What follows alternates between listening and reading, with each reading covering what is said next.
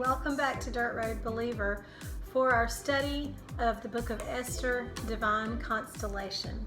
Just to catch you up or refresh our memory from yesterday. Yesterday, Esther was going to approach the king and she was going to ask that the king sort of rescind his edict that he sent out to the land saying that all the Jews were to be annihilated.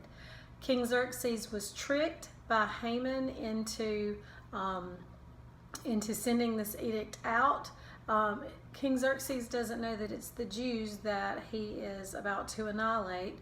And the reason for this is because Esther's adoptive father, Mordecai, has refused to bow down to Haman. Haman's pretty high up, maybe second, third in command under the king. And he doesn't just want Mordecai gone, he wants all Jews gone.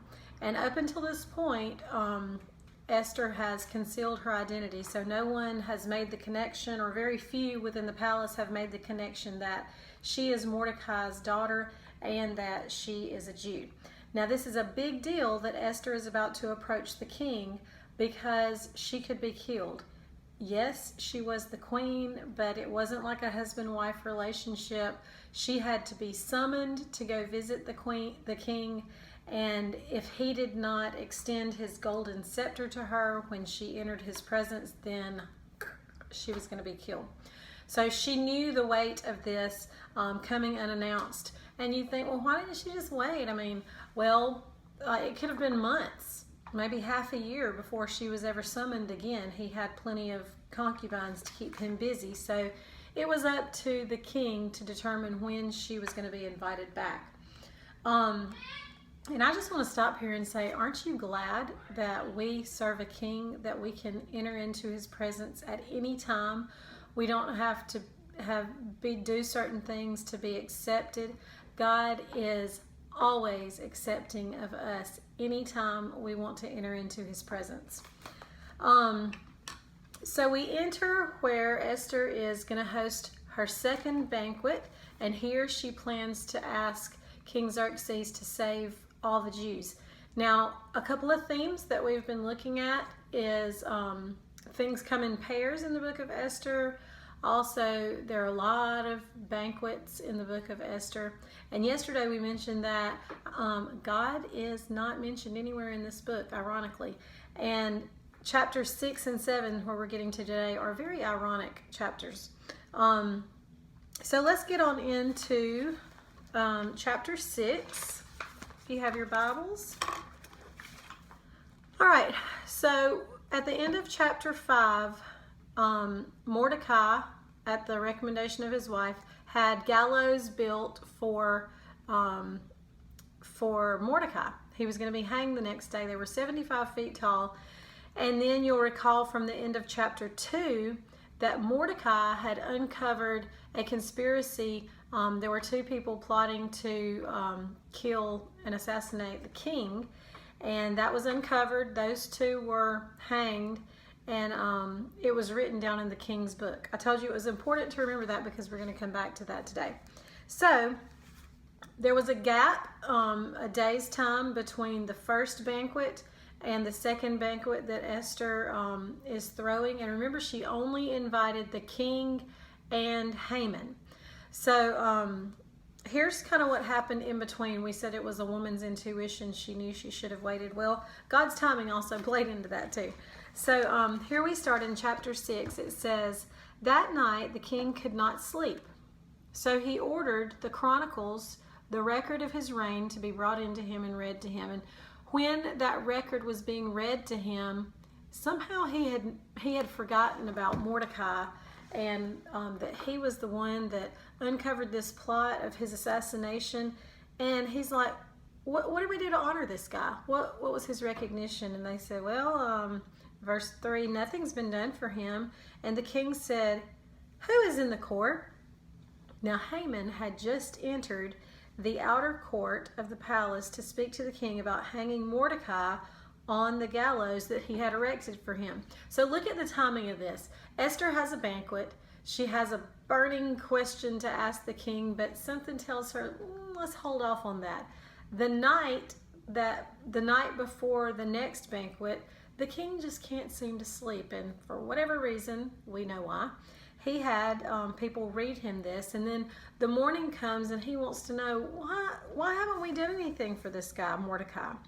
So in comes Haman, about to ask the king, hey, not really ask, just kind of say, we're going to hang this Jew, Mordecai. So the king says, bring him in, and I love this. When Haman entered, the king asked, what should be done for a man the king delights to honor? And we know that Haman is so full of pride that he thinks he's talking about him. I mean, who could be better than him to the king?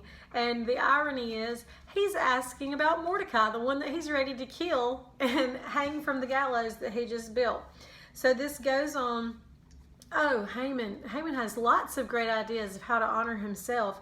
He says in verse 8, have him bring the royal robe the king has worn, and the horse and the king has ridden, and with one with a royal crest placed on his head. Then let the robe and the horse be entrusted to one of the king's most noble princes, and there's going to be a grand parade of Haman. I mean, you can just tell he's seeing it in his head.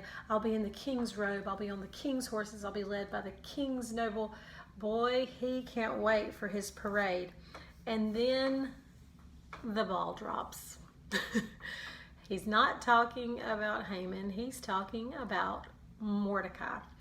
And guess who gets to lead Mordecai down the street in the parade? None other than Haman. So you see the irony playing in here. And Haman is just wrecked. He's so wrecked. You know how you have something all built up in your head and it goes exactly opposite of how you thought it was going to go? He was wrecked. So he goes home and he's just in despair, and he's telling his wife and his family and his friends about everything that's happened. And here's a verse that I love. This is at the closing. It said, his advisors and his wife Zeresh said to him, since Mordecai, before whom your downfall has started, is of Jewish origin, you cannot stand against him. You will surely come to ruin. While they were still talking with him, the king's eunuchs arrived and had to hurry Haman away to the banquet. Now, weren't these the same people the night before that were saying how horrible the Jews were, and Mordecai should bow to you, hang him from the gallows? And now they're saying, I mean, why did you think you could stand against the Jews? Surely you're going to come to ruin. That sounds different than what they were saying the night before. I think most people do, and again, God is not mentioned here, but God's people are. What made you think you could stand against God's people? He's God. Don't you think most people recognize God is God? God is all powerful. Now, they may not serve him, but they certainly recognize that God can do anything he wants to do. And so now they're kind of changing their tune a little bit. Instead of kill Mordecai, it's, what made you think you could kill Mordecai? I mean, that's God's man. I see a lot of parts of that in today's society where, of course God is God. He may not be my God. You may not serve him, but we certainly have a lot of people that will acknowledge God is God. All right, that gets us to chapter 7, where we're at the banquet. So Haman goes into the banquet. Maybe he feels like he's going to redeem himself a little, feel a little bit better about himself once he gets to the banquet. But the king wants to know right away, well, what's your petition? He's dying to know. That's probably why he couldn't sleep. What is Esther going to ask me? And so Esther says, if I found favor with you, O king, spare my people. This is my request. For I and my people have been sold for destruction and slaughter and annihilation. And the king is like, what are you talking about? Who has done this? Maybe it's registering with him that, there was this edict, but he wasn't sure who. Maybe that's all clicking now. But what man would do such a thing? You see, King Xerxes may not serve God either, but he recognizes God's people. And he's learning for the first time that his wife is a Jew. That doesn't seem to faze him. He wants justice. He wants to know, who is this man? Who would do such a thing? And then we get into verse 6, and Esther says, the adversary and the enemy is this vile Haman. Haman was terrified before the king and queen. The king got up in a rage, left his wine, and went out to the palace garden. But Haman, realizing that the king had already decided his fate, stayed behind to beg Queen Esther for his life. Just as the king returned from the palace garden to the banquet hall, Haman was falling on the couch where Esther was reclining. The king exclaimed, will he even molest the queen while she is with me in my own house? My, how the tables have turned. Mordecai wouldn't bow down. And now Haman is bowing to a Jew, bowing to a woman. And just the irony of this, it talks about Esther reclining and how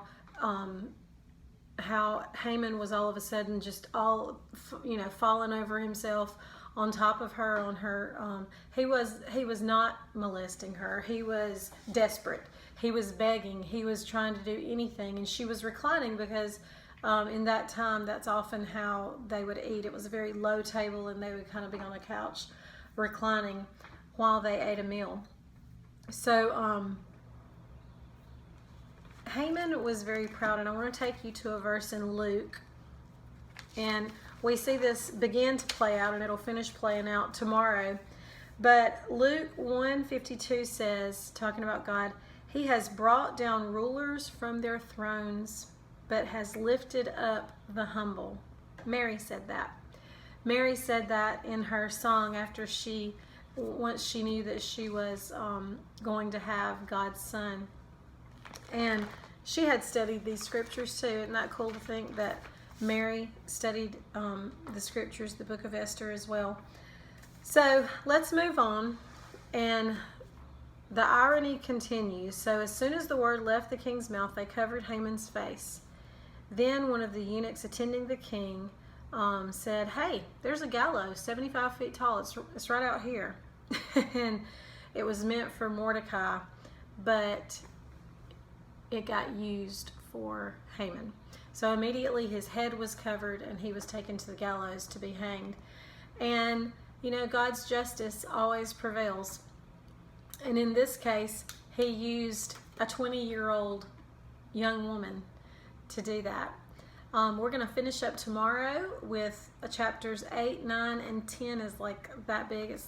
It's like might as well be lumped with 9. So read 8, 9, and 10 tomorrow, and I will see you back here.